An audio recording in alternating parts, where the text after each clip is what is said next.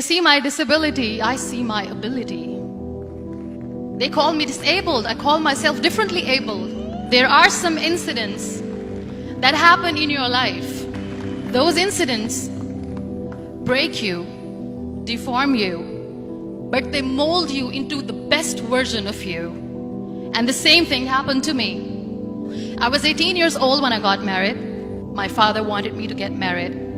And all I said was, if that makes you happy, I'll say yes. And of course, it was never a happy marriage. Just about after 2 years of getting married, I met a car accident. Somehow my husband fell asleep and the car fell in the ditch.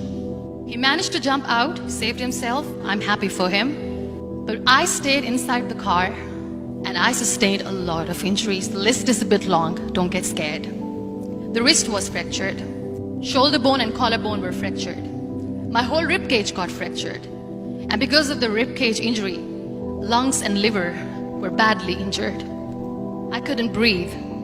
I lost urinary bowel control. That's why I have to wear the bag wherever I go. 3 vertebrae of my backbone were completely crushed, and I got paralyzed for the rest of my life. I finally ended up in a hospital where I stayed for 2.5 months. I underwent multiple surgeries. One day, doctor came to me and he said, well, I heard that you wanted to be an artist, but you ended up being a housewife. I have a bad news for you. You won't be able to paint again because your wrist and your arm are so deformed, you won't be able to hold a pen again. Next day, doctor came to me and said, your spine injury is so bad, you won't be able to walk again. Because of your spine injury and the fixation that you have in your back, you won't be able to give birth to a child again. That day, I was devastated. I asked my mother, why me? And that is where I started to question my existence. Why am I even alive? And that is where I realized that the words have the power to heal the soul. My mother said to me, this too shall pass. God has a greater plan for you. I don't know what it is, but He surely has. And in all that distress and grief, somehow or the other, those words were so magical that they kept me going.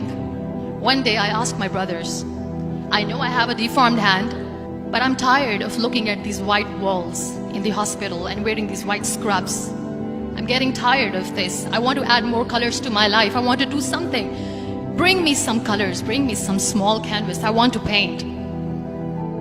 So the very first painting I made was on my deathbed, where I painted for the very first time.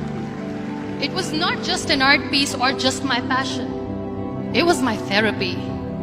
And then I was discharged and I went back home. And I went back home and I realized that I have developed a lot of pressure ulcers on my back and on my hip bone. I was unable to sit. There were a lot of infections in my body, a lot of allergies. So doctors wanted me to lie down on the bed straight for not 6 months, for not 1 year, for 2 years. I was bedridden, confined in that one room, looking outside the window, listening to the birds chirping, and thinking maybe there will be a time when we'll be going out with the family and enjoying the nature. That was the time where I realized how lucky people are. That is the time where I realized that the day I'm going to sit, I'm going to share this pain with everyone to make them realize how blessed they are, and they don't even consider them lucky. That day I decided that I'm going to fight my fears. We all have fears. Fear of unknown, fear of losing people, fear of losing health, money.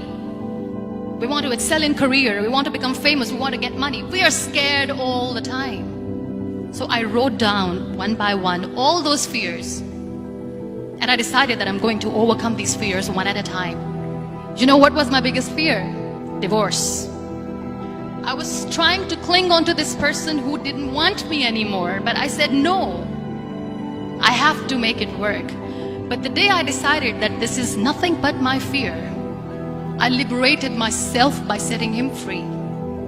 And I made myself emotionally so strong that the day I got the news that he's getting married, I sent him a text that I'm so happy for you and I wish you all the best.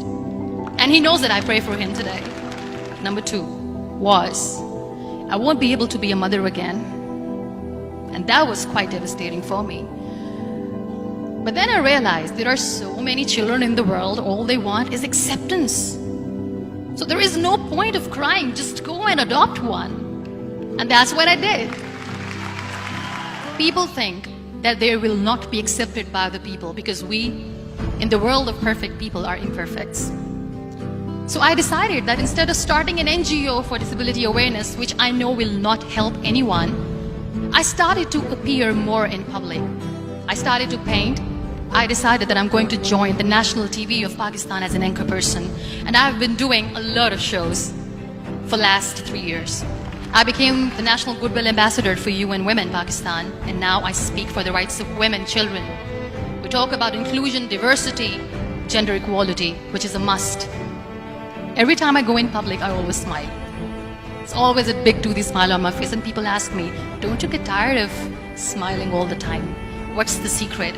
I always say one thing, that I have stopped worrying about the things that I have lost, the people that I have lost. Things and people who were meant to be with me are with me. And sometimes somebody's absence makes you a better person. Cherish their absence. It's always a blessing in disguise. Live your life fully. Accept yourself the way you are. Be kind to yourself. Be kind to yourself. I'll repeat, be kind to yourself, and only then you can be kind to others. Love yourself and spread that love. Life will be hard. There will be turmoils, there will be trials, but that will only make you stronger. So when you accept yourself the way you are, the world recognizes you. It all starts from within.